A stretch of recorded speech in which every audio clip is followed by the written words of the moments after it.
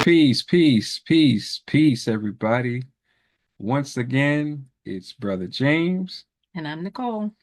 um, coming to you from the Kills Path for Autistic Triumph, affectionately known as NPFAT.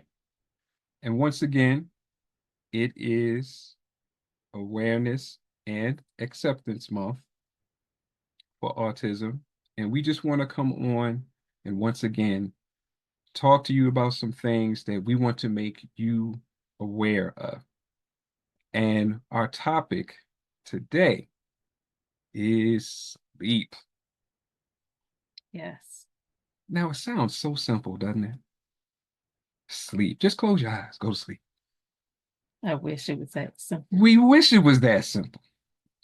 When you have children on the spectrum, sleep is not something that's easily come by. Correct. I remember we were on a call. I can't remember what organization it was, but there was a lady who said that in order to get her autistic son to go to sleep, she'd have to put him in the car, drive around not the highway. And that was the only way she could get him to sleep. Then she had to creep him upstairs, try not to wake him up, and put him in bed so that then she could go to bed. Desperate times call for desperate measures. When she said that, I said, "Oh man, I feel so sorry for this lady. I mean, we got it rough, but I can't imagine having to jump on the highway and possibly drive for a half hour, 45 minutes, No.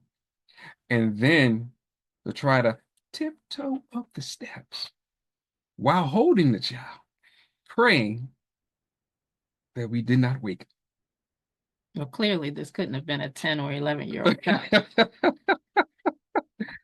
But that's what we're making you aware of. These are things that families who are dealing with autism have to deal with. Now, we have a son named Nasir.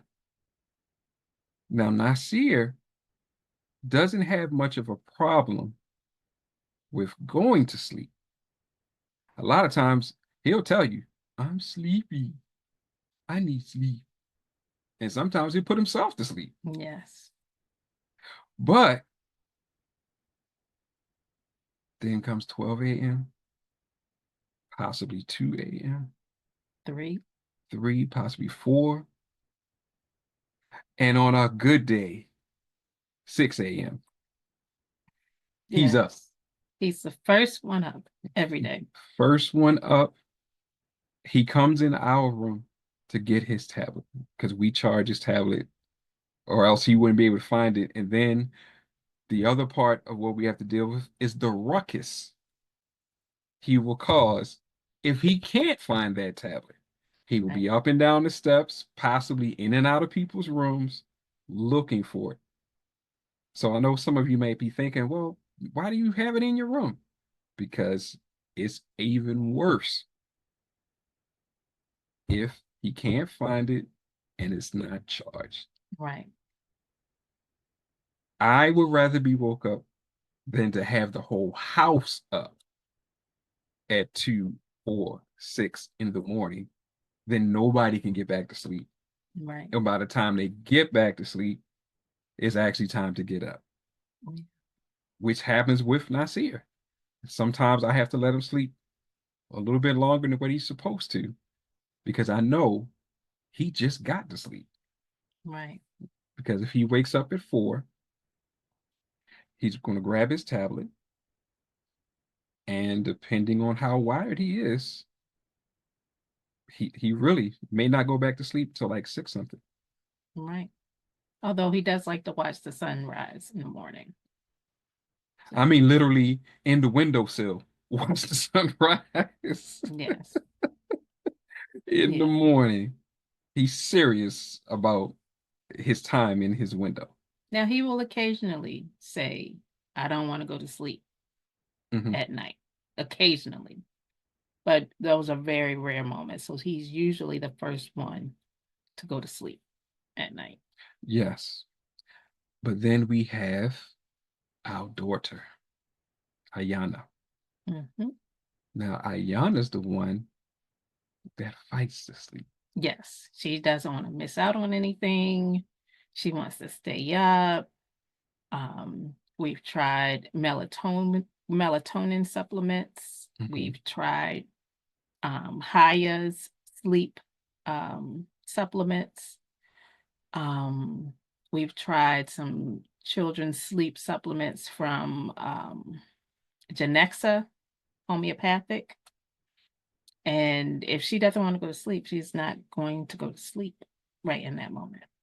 She will stay up drawing, playing with her dolls. Hmm. Um, we try to put on relaxing music for them Hmm. on YouTube. What used to work, she used to like the bunnies at night. That Hmm. doesn't work anymore. Oh, she's too old for that now. Yeah, they're for babies. Yes. So now it's all about birds, birds chirping, Yeah. Can you imagine that? Birds chirping. which confuses my brain to thinking it's not time to go to bed, but it's time to get up. Well, for me, birds chirping does not equal peace and tranquility. It's a little bit irritating. But Yes, once again, we're making you aware. These are the things that we have to compromise with because we rather do what we can do to get her to sleep than fuss and fight right. with her. Because generally we don't win too much. And she's the last one to get up in the morning. Hmm. However, she doesn't like to be the last one downstairs. But she also doesn't like to be awakened in the morning. And then our son McKeel, he's the even cool dude. You know, he will stay up late to a degree sometimes. He's 12 and he's just now starting to really understand weekday, weekend. He's learning to understand, oh, sleep later sometimes. Because sometimes he might beat Nasir downstairs. Yeah, on weekends he wakes up earlier than he does during the week. Mm, He does occasionally have difficulty falling asleep, so he will ask me for a higher supplement or a Genexa supplement to help him get to sleep. Sometimes his brain is still moving. working through things Mhm. or thinking about something he did earlier in the day or something he wants to do over the weekend. As a matter of fact, he's been going through something where I'm not sure where he's getting jokes from. I'm assuming some of the cartoons that he watches, but when he's doing his schoolwork, sometimes you'll hear him laughing. And of course, you better be doing your schoolwork. And he actually is. But I asked him, well, what's so funny? Oh, I'm just remembering something funny that happened. And sometimes that's what happens when he's trying to go to sleep. He's actually remembering things Right. that to him is funny, and so he can't go directly to sleep sometimes. But he's generally not the early riser. He's Except on weekends.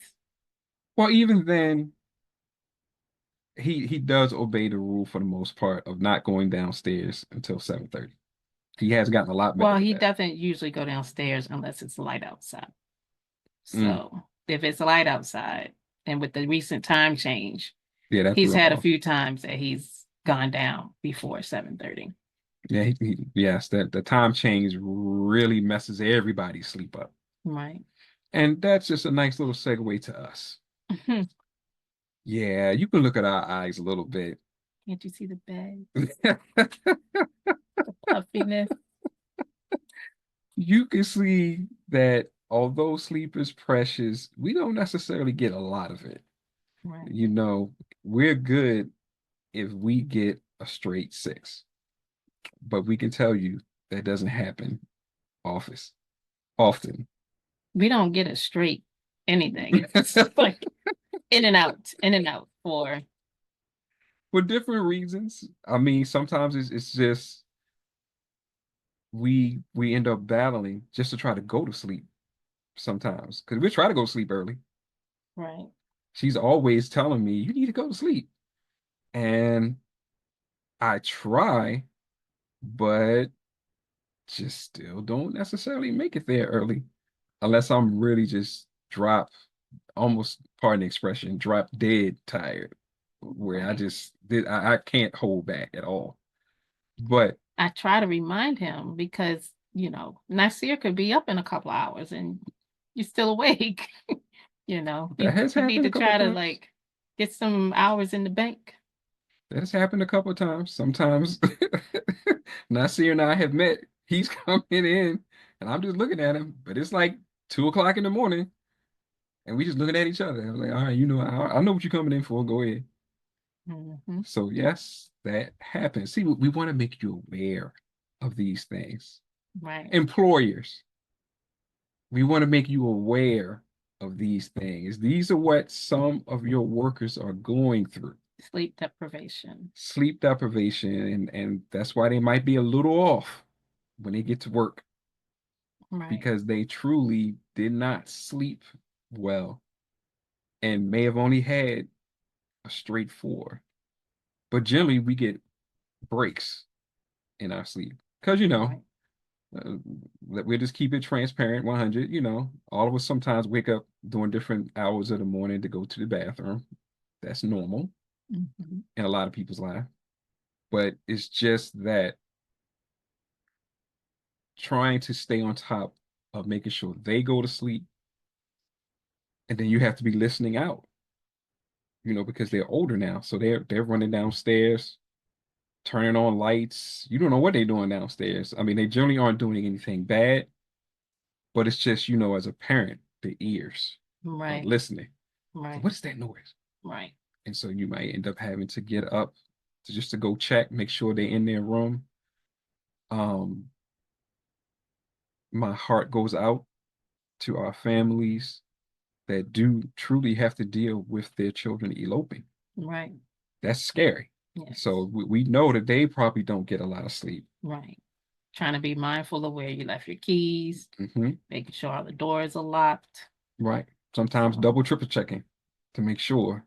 Because again, you're already sleep deprived. So you're not sure. I don't know. I think I closed the door. So you just get up and go down and check to be safe. right. Because, we've heard of children learning how to unlatch windows, Right. doors, Right. and they can get out. Right. So once again, Nasir used to throw his clothes and toys socks, out the window. toys, yes, yes, people. Can you imagine the person who cuts your lawn knocks on the door? Um, did you know there's a whole bunch of socks and stuff out here? What are you talking about? All right, well, come over here. I'll show you. And then you see literally 8 to 10 single socks just all littered on the ground right underneath one of your child's bedroom windows. Or one of your other children saying, "My favorite pair of pajama pants is outside. Yeah, that was a mess Please get it." because I don't know which one put it out there. Probably not here. You know Nasir did. Threw it out there, but it was on the covering for the The back deck, roof of the the roof of deck. the back deck. Right. So yeah, that was fun trying to get that. Daddy got it. He saved the day. Hmm.